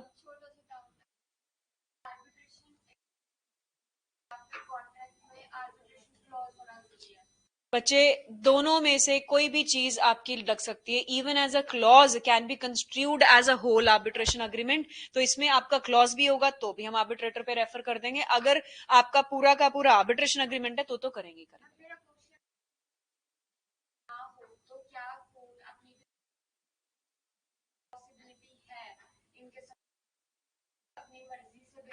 बच्चे अगर वो कोर्ट भेजता है तो अभी बताया वो जनरली मीडिएशन पे भेजेगा, आर्बिट्रेटर पे नहीं आएंगे, unless and until party mutually moves an application before the court itself कि जी हमें आर्बिट्रेटर अपॉइंट कर दिया जाए, we want out of court settlement. Arbitration proceedings नहीं करेंगे, उसके लिए आपका क्लॉज होना चाहिए, आर्बिट्रेशन अग्रीमेंट चाहिए ना बच्चे, तो ही तो आएगा सब कुछ जी। अब आ जाओ sub section 9, where this part means arbitration wala part, other than clause A of section 25 or clause A of subsection 2 of 32 जो अभी पढ़ेंगे, refers to a claim, ये पीटी के लिए इंपॉर्टेंट है, it shall also apply to a counter claim. What is a counter claim? Under which order the counter claim has been defined? Counter claim 6A, 7 नहीं है, ठीक है। What is a counter claim? हाँ, offensive claim. Offensive claim contradictory, एक दूसरे के साथ diametrically opposite है। काउंटर क्लेम एक हिसाब से एक सेपरेट राइट देता है पार्टी को। कहते हैं इस पार्ट में इन दो प्रोविजंस को छोड़ के जब भी कोई पार्टी क्लेम करेगी ना, वो काउंटर क्लेम इंक्लूसिव होगा, लेकिन इन दो सेक्शंस के अंदर क्लेम वर्ड जब भी यूज होगा तो उसमें काउंटर क्लेम एक्सक्लूडेड होगा। ये इसका कहने का मतलब है। ये क्यों पढ़ाया?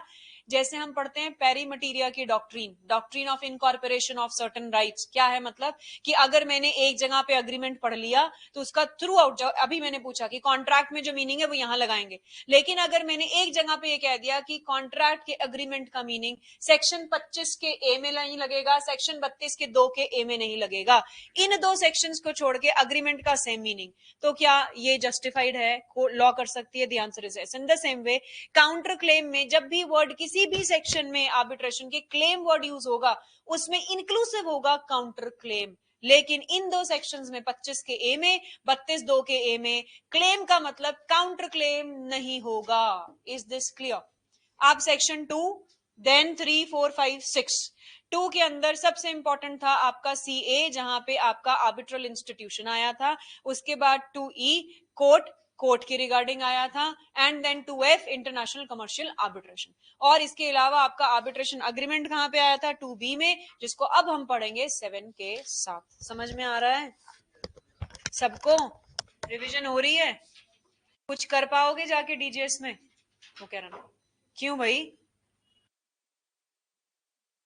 अरे ये वाला, ये तो आप पढ़ पाओगे और लिख पाओगे। अच्छा ठीक है, अब आ जाओ आर्बिट्रेशन अग्रीमेंट। ये देखो ऑनलाइन स्टूडेंट्स ध्यान से सुनो, अब इधर time runs in these classes. Arbitration agreement means an agreement by the parties.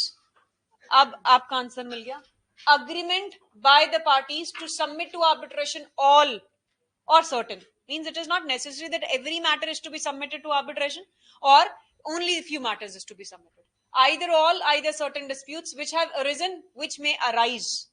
ठीक है, या तो अराइज हो चुके हैं या आपको टैंजिबल एप्रीहेंशन है कि वो अराइज हो सकते हैं। टैंजिबल एप्रीहेंशन पे लगता है, ऐसे नहीं लग जाता।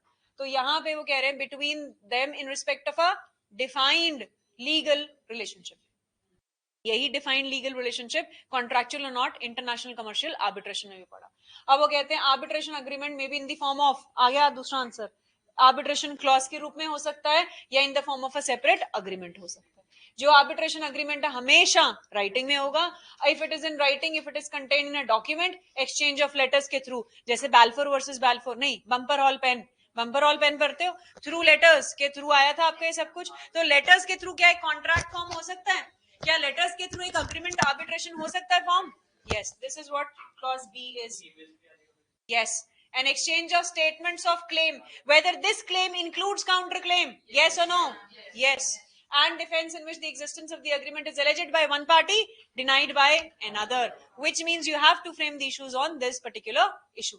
This is about the reference in a contract to a document containing an arbitration clause constitutes an arbitration agreement if it is in writing and the reference has been made to the arbitration clause. क्या speed? सी के बाद तो ये खत्म ही हो गया, बस ये तो जरूरत ही नहीं है आपके लिए। इस हिसाब से तुम 2 दिन छोड़ो, तुम 3 दिन में आर्बिट्रेशन ना खत्म करो।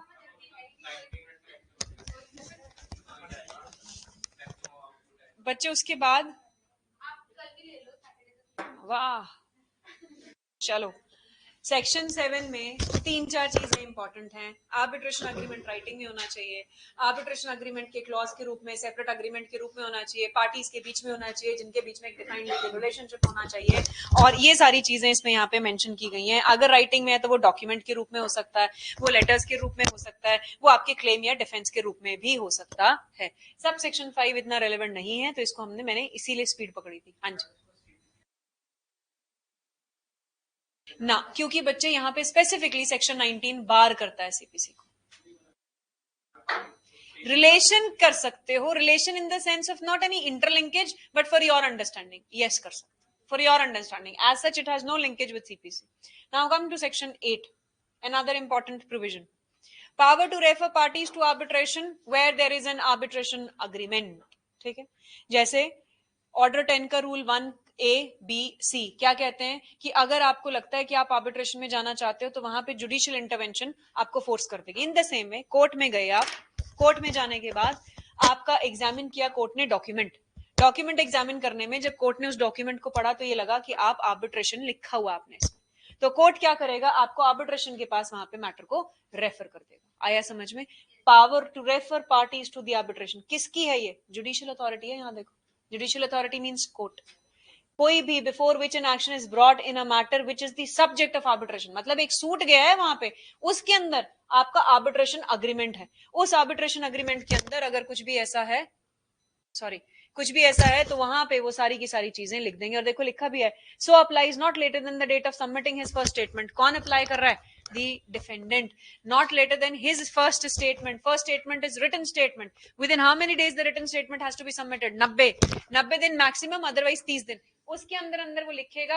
उसके बाद चाहे कोई जजमेंट, डिक्री और ऑर्डर क्यों ना हो किसी भी सुप्रीम कोर्ट का, प्राइमा फेसाई आर्बिट्रेशन पे रेफर कर दिया जाएगा, अनलेस एंड अनटिल कोर्ट को ये लगता है कि ये जो आर्बिट्रेशन है ये वैलिड नहीं है। आपको समझ में आ रहा है? नेक्स्ट, इसके बाद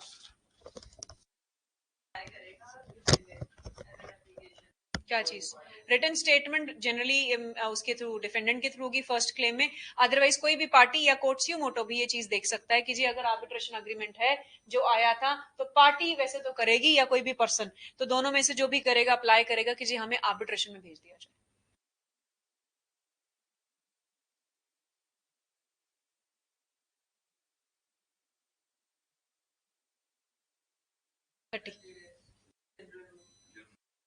क्या बात है हर्ष, पढ़ाई चल रही है?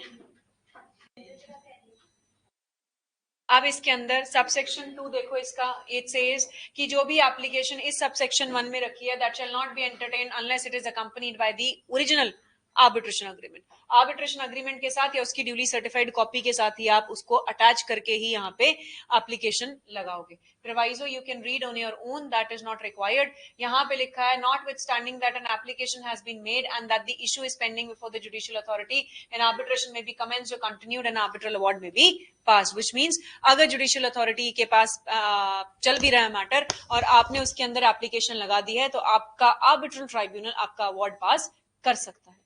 Section 9 is to be read with Section 17. Section 9 and 17 has to be read together. These are the interim measures by the court. ठीक है, वो जो interim measures हैं 17 वाले, वो interim measures जो हैं वो by the arbitral tribunal हैं। दोनों में फर्क है। ठीक है, आपका एक interim measure ले रहा है कोर्ट, एक interim measure ले रहा है arbitral tribunal. Arbitral tribunal court नहीं है, ये ध्यान रखना, जो कोर्ट हम आज के टाइम पे बात करते हैं। अब यहाँ पे सेक्शन 9 देखो, कहते हैं अ पार्टी में बिफोर, अंडरलाइन जिसके पास बैराइट्स है, बिफोर और ड्यूरिंग आर्बिट्रल प्रोसीडिंग और at any time after the making of the arbitral award, मतलब बट बिफोर इट्स एनफोर्समेंट। आज मेरा आर्बिट्रल अवार्ड आ जाता है, बच्चे ध्यान से सुनना, जजमेंट आ गई, डिक्री आ गई, अभी तक एग्जीक्यूशन नहीं हुई, in the same way enforcement नहीं हुई, अवार्ड आ गया। तो अवार्ड आने तक आप इस केस के अंदर अगर चाहो तो अप्लाई कर सकते हो कोर्ट को कि जी एक गार्डियन अपॉइंट कर दिया जाए पर्सन्स का जो आर्बिट्रल ट्राइब्यूनल में अनसाउंड है, माइनर है।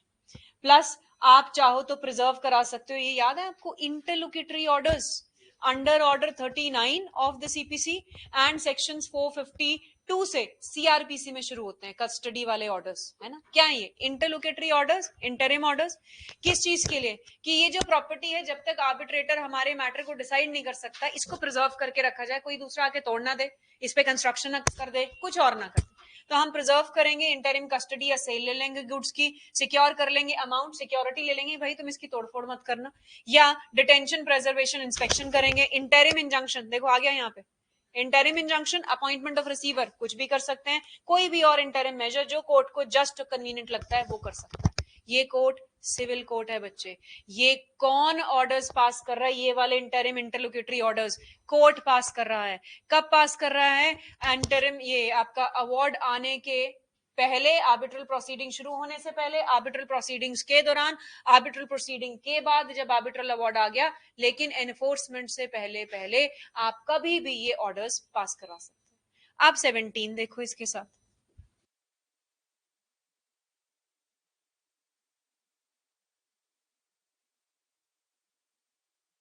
ये देखो सेम है, interim measures by the arbitral award. वहां क्या था? Interim measures bye the court. यहां पे है अ पार्टी में ड्यूरिंग द आर्बिट्रल प्रोसीडिंग्स और at any time after the making of the arbitral award.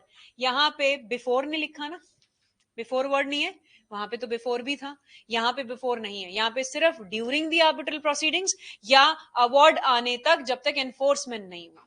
ठीक है, क्या क्या कर सकता है, सेम अप्लाई करेगा आर्बिट्रल ट्राइब्यूनल को, appointment guardian, interim measures, same interim measures ले सकता है यहाँ पे। आ गया ये भी समझ में?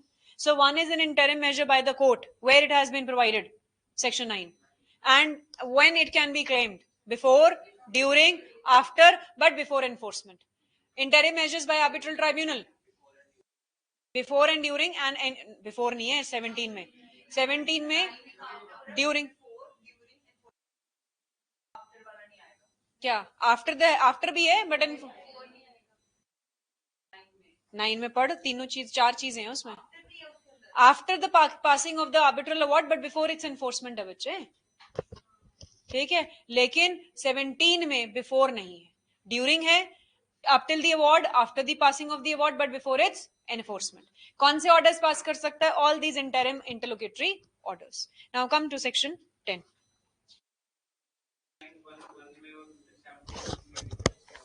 बच्चे जो डिफरेंस है वो सिर्फ ये डिफरेंस है कि एक कोर्ट पास कर रहा है, ऑर्डर सेम पास हो रहे हैं, एक आर्बिट्रल ट्राइब्यूनल पास कर रहा है, कोई डिफरेंस नहीं है।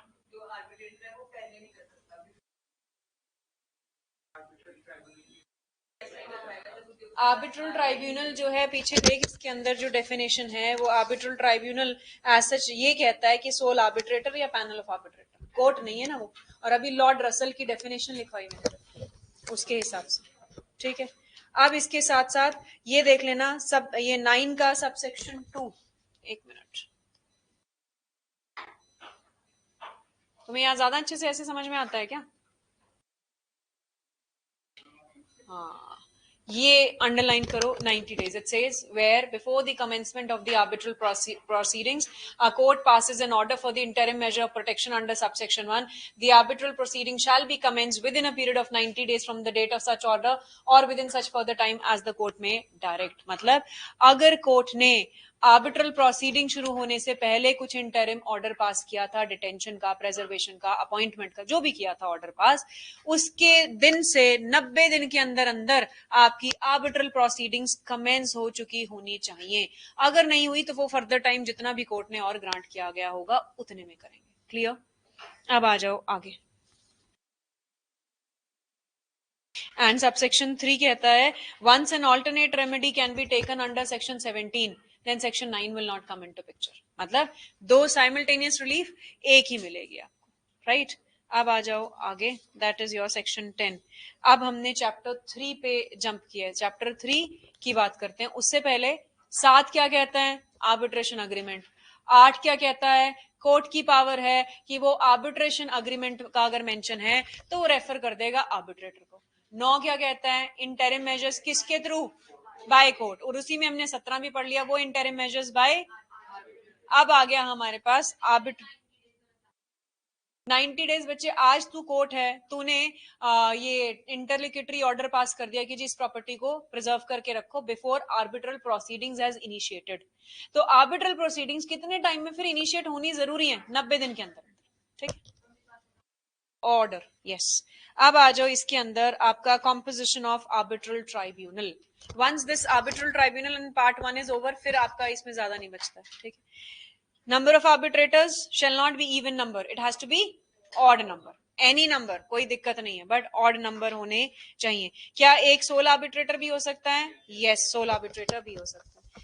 11 देखो, सेक्शन 11 बात करता है person of any nationality can be appointed as an arbitrator, yes, but अगर उसको लैंग्वेज बैरियर है तो मुश्किल हो जाएगा, ठीक है। फिर वो लिखा है ना नीचे, unless otherwise agreed by the parties. Agreed by the parties में अगर आप तमिल का कोई आर्बिट्रेटर ला रहे हो ना, वो सपोजिंगली आई एम सेइंग, ना इंग्लिश समझ रहे हैं, ना वो हिंदी समझ रहे हैं, ना वो पंजाबी समझ रहे हैं, then it will become difficult for you, then there may be any other person. अभी तो मैंने ऐसी नेशनैलिटी में इंडियंस को ही लिया है, but there may be any other nationals who can be appointed.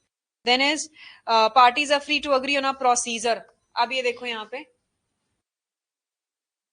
Parties are free to agree on a procedure. जो procedure है, अभी हमने पढ़ा था कि इसका खुद का प्रोसीजर डेवलप होता है, इसके ऊपर सीपीसी नहीं लगता, तो पार्टीज अपना प्रोसीजर ले लेंगे। अगर कोई एग्रीमेंट नहीं हुआ with regard to the procedure तो फिर उसकी रिगार्डिंग कौन प्रोसीडिंग करेगा, जो प्रोसीजर कौन लेगा, फिर वो प्रिजाइडिंग ऑफिसर देखेगा कि प्रोसीजर हम क्या फॉलो करेंगे। नेक्स्ट वो कहते हैं in the if the appointment procedure in subsection 3 applies, कि यहाँ पे पहले क्या किया आपने, 3 आर्बिट्रेटर्स थे, each party shall appoint 1 and दोनों मिलके एक अपॉइंट करेंगे। अगर ऐसा था पार्टी फेल हो गई अपॉइंट करने में आर्बिट्रेटर 30 दिन के अंदर अंदर, या 2 अपॉइंटेड आर्बिट्रेटर्स फेल हो गए 30 दिन के अंदर अंदर, तो जो तीसरा आर्बिट्रेटर है वो कौन अपॉइंट करेगा, बाय द सुप्रीम कोर्ट और the high court as the case may be. ये इंपॉर्टेंट है, 30 डेज का टाइम पीरियड। अभी तक सिर्फ टाइम पीरियड आया था 90 दिन का, 90 दिन कब आते हैं इंटरिम मेजर्स में, ठीक है। ये 30 दिन कब आ रहे हैं आपके अपॉइंटमेंट के। अगर पार्टीज फेल हो गई किसी को भी अपॉइंट करने में तो 30 दिन में, अगर 2 आर्बिट्रेटर फेल हो गए,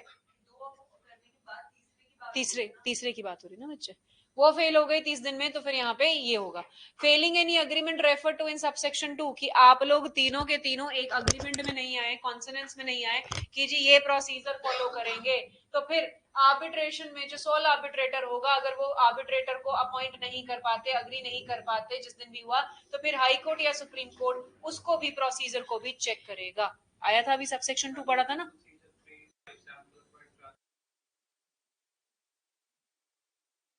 सोल आर्बिट्रेटर तो खुद बनाएगा ना प्रोसीजर अपना। अपॉइंटमेंट में तो पार्टीज का जो प्रोसीजर है वो अलग चलेगा। ये कह रहे हैं कि जो फर्दर आर्बिट्रेटर बन गया फिर जो प्रोसीजर है वो अलग चलेगा। यहाँ पे अभी जो प्रोसीजर है वो अपॉइंटमेंट का है कि अपॉइंटमेंट कैसे होगी। देख बच्चे subsection 2 parties are free to agree on a procedure for appointing the arbitrator. If they fail to do so, Supreme Court or High Court will have to come into picture. 2 का ही तो कह रहा है। उसके बाद इसके अंदर आ जाएगा आपका, मैंने कौन सा पढ़ा है अभी,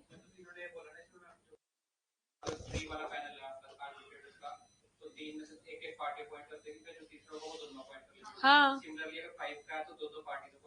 एक वो कर ले बिल्कुल। तो फिर भी बच्चे फिर भी हाई कोर्ट और सुप्रीम कोर्ट में मैटर जाएगा, फिर भी जाएगा सोल आर्बिट्रेटर के केस में भी। इसके बाद आपका 3A भी आया इसमें भी पता नहीं क्यों नहीं दिख रहा है 3A कहता है आपका the supreme Court and the high court shall have the power to designate arbitral institutions from time to time. वो बताएंगे, सुप्रीम कोर्ट और हाई कोर्ट बताएंगे। और with respect to the power of arbitrators, जो panel भी होगा वो भी हाई कोर्ट बताएगा। जो चीफ जस्टिस होंगे हाई कोर्ट के, वो आपके पैनल ऑफ आर्बिट्रेटर्स को अपॉइंट करेंगे और उसके हिसाब से वो वहां पे रेफर करेंगे। जो वो फीस लेंगे वो 4th शेड्यूल में प्रोवाइडेड है, उसके हिसाब से वो फीस वहां पे लेंगे। और सबसेक्शन 4 अभी हमने पढ़ा था that if the party fails to appoint the arbitrator with in 30 days और if any of the 2 arbitrator fails to appoint the third arbitrator with in 30 days, then the matter will be referred to High Court or Supreme Court as the case may be. Yes, then it says if there is no agreement with regard to subsection 2 and in an arbitration with sole arbitrator, ये है तेरे वाला, then in that case अगर ऐसा कुछ भी हो गया, request has to be made in accordance with subsection 4 और subsection 4 में किसको request दी जाएगी, हाई कोर्ट और supreme court as the case may be. जहां पे appointment procedure agreed by the parties था, party fails to act as per the procedure or parties or 2 appointed arbitrator fails to reach as an agreement, या person जिसने institution में था उसने perform नहीं किया फंक्शन, तो एक एप्लीकेशन डलेगी पार्टी की तरफ से आर्बिट्रल इंस्टीट्यूशन को जो सुप्रीम कोर्ट ने या हाई कोर्ट ने डेजिग्नेट कर रखे हैं, और फिर सुप्रीम कोर्ट और हाई कोर्ट उस हिसाब से उन पर्सन को डील विद करेगा। क्यों करेगा? आर्बिट्रल इंस्टीट्यूशन कौन बनाता है? CA के हिसाब से देखो, दी हाई कोर्ट और द सुप्रीम कोर्ट। तो अगर बाय चांस बच्चे आप अग्रीव्ड हो, आप अपॉइंट कर ही नहीं पाए, ठीक है ना, वो 2 आर्बिट्रेटर्स अपॉइंट कर पाए, तो अब ये आर्बिट्रल इंस्टीट्यूशन भी कुछ नहीं कर पाया, तो एप्लीकेशन किसको लगेगी? हाई कोर्ट सुप्रीम कोर्ट को, कि वो आपको डेजिग्नेट करें। No judicial power is conferred on the arbitrator, 6B है यहाँ पे। यहाँ पे देखो लिखा है the designation of any person or institution by the supreme court और the high court shall not be regarded as a delegation of judicial power, which means there is no judicial power which is conferred on the arbitrators. यहाँ पे लिख लो आप चाहो तो साथ में, 6B में कहते हैं no judicial power is to be conferred on the arbitrators. Next is, can an arbitral institution seek disclosure of information from prospective arbitrator? इसको आप पढ़ो, यहाँ पे देखो, ये देखो सबसेक्शन 8, सबसेक्शन 8 क्वेश्चन लिखो पहले इसके ऊपर। Can an arbitral institution, hurry up, can an arbitral institution seek disclosure of information. An arbitral institution seek disclosure of information from prospective arbitrator. Disclosure of information. Can an arbitral institution seek disclosure of information from prospective arbitrator? पढ़ जरा इसको, पढ़ बच्चे, इसी को पढ़, यहीं से आंसर मिल रहा है, पढ़ियो।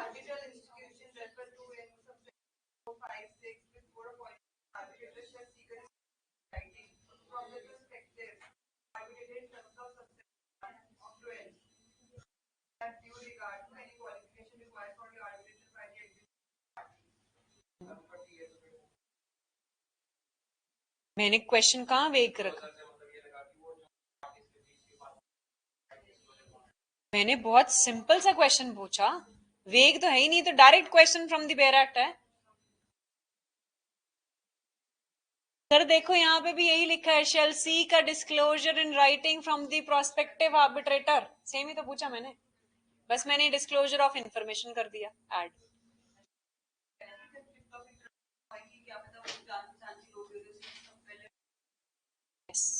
यस, अब जहां पे ये सीकिंग हो रहा है डिस्क्लोजर, उसके हिसाब से बात करेंगे। सेक्शन 12 पे अभी हम नहीं जा रहे, सेक्शन 12 की क्वालिफिकेशंस की बात हो रही है, ठीक है। कंडीशंस एंड ग्राउंड्स वो हम बाद में पढ़ेंगे।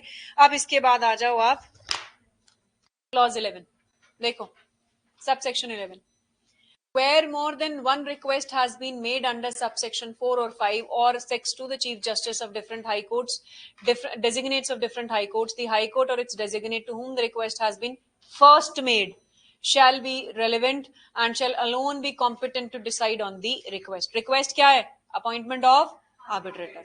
तो किसके पास, तुम 3-4 हाई कोर्ट हो, पहले मैंने इसको भेजा, फिर इसको, तो सबसे पहले जिस पे आया है वो कॉम्पिटेंट बन जाएगा, ठीक है।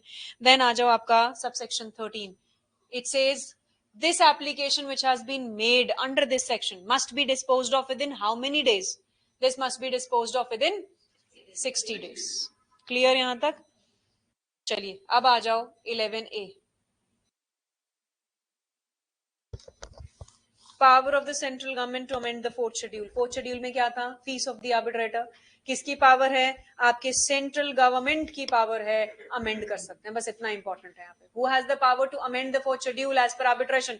Central government, state government in consultation with the chief justice of the high court, all, none, it is central government. Clear? Next आ जाओ 12 which is very very important, ठीक है जी। 12 के अंदर ये देखो, ग्राउंड्स फॉर चैलेंज की बात कर रहे हैं।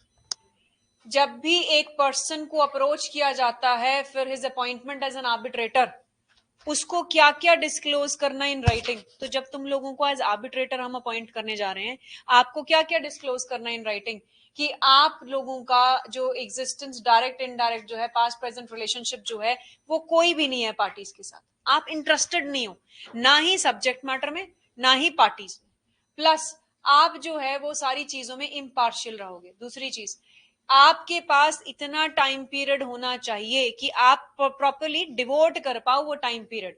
ये दो चीजों की अंडरटेकिंग दोगे तब जाके आप आर्बिट्रेटर अपॉइंट होगे। अगर आपका जो person appointed as an arbitrator है, आप उसको चैलेंज करना चाहते हो कि जी अपॉइंटमेंट वाज नॉट प्रॉपर, किन किन सर्कमस्टांसेस पे चैलेंज करोगे? Which gives the justifiable doubts with regard to his independence. जब आपने देखा कि एक पार्टी को फेवर कर रहा है, दूसरी पार्टी की सुन ही नहीं रहा, तो कहीं ना कहीं पे ये बाइस्ड है, इम्पार्शियल नहीं है, पार्शियल है, उसके ऊपर आप करोगे। या उसकी क्वालिफिकेशंस नहीं है। आप सपोज करो एक ऐसा मैटर है जिसमें लॉ की क्वालिफिकेशन नहीं चाहिए और लॉयर को आपने अपॉइंट कर दिया, वो पढ़ ही नहीं रहे हैं, तो जब उसकी एसेंशियल क्वालिफिकेशन नहीं उसके रिगार्डिंग, तो वो आर्बिट्रेटर नहीं हो सकता। You can challenge the appointment of that person and challenge करके यहाँ पे आपका आ जाएगा। आप देखो कह रहे हैं, अ पार्टी में challenge an arbiter appointed by him and in whose appointment he has participated only for the reasons of which he becomes aware after the appointment। फिर वो वेव हो गया, waiver of the objection. Yes, section 4 लग जाएगा आपका, ठीक है जी।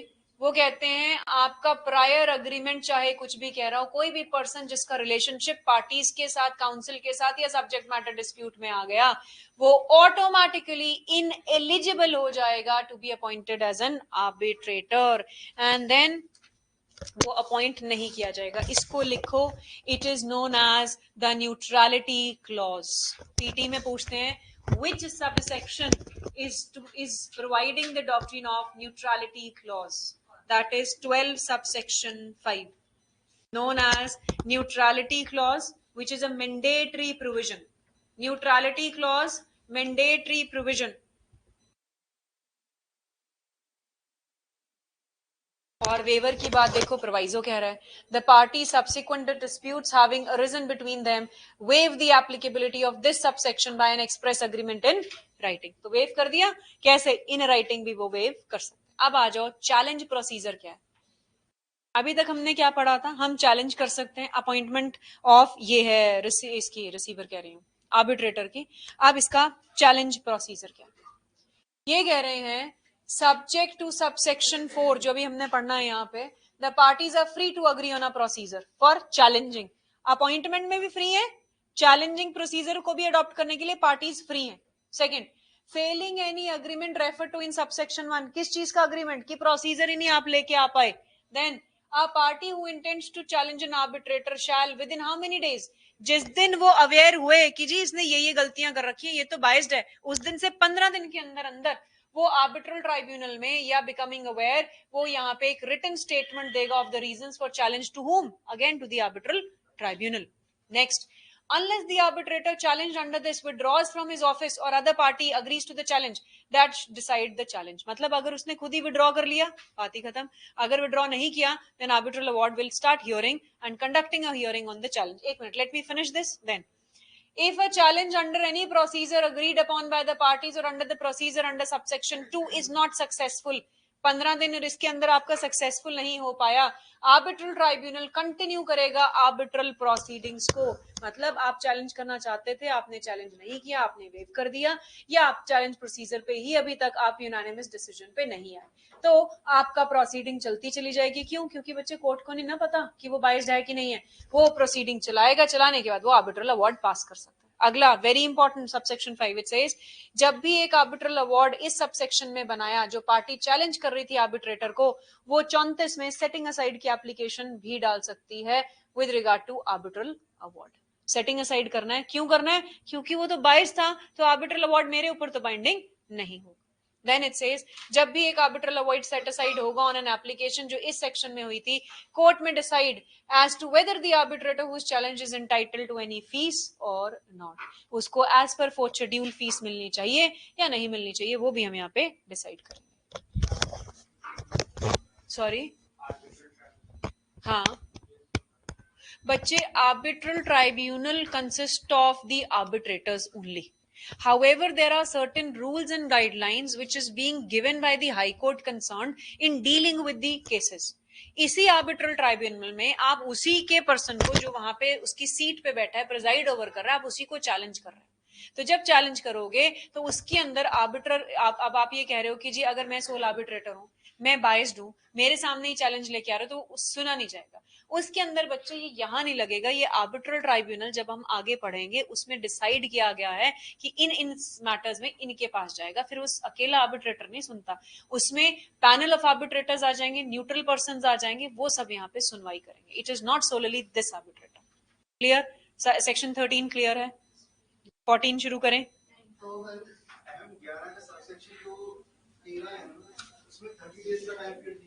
हाँ जी बच्चा, इसमें फिर ये बच्चे फिर ये गलत होगा. 30 डेज ही, मैंने भी यहाँ पे 30 डेज ही लिखा अपने.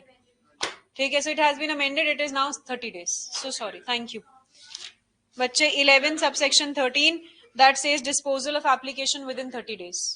ठीक है, 12-13 खत्म. इसके बाद कॉम्पिटेंस और आर्बिट्रल अवार्ड. फिर ऑनलाइन स्टूडेंट्स, यहां तक कोई problem? Neha, not only the ascendants, it may be other persons who are class 2 heirs. That may be descendants as well. हाँ जी, ऑनलाइन स्टूडेंट्स, एनी प्रॉब्लम?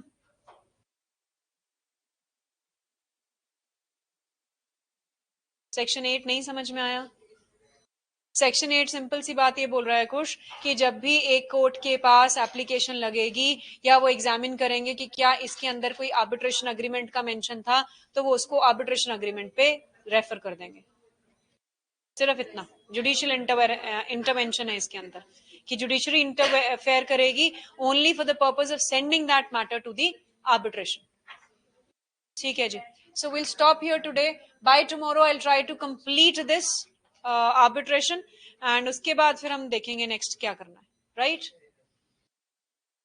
ठीक है जी. Ending the session now. Sharp at 1:10 I will start CRPC.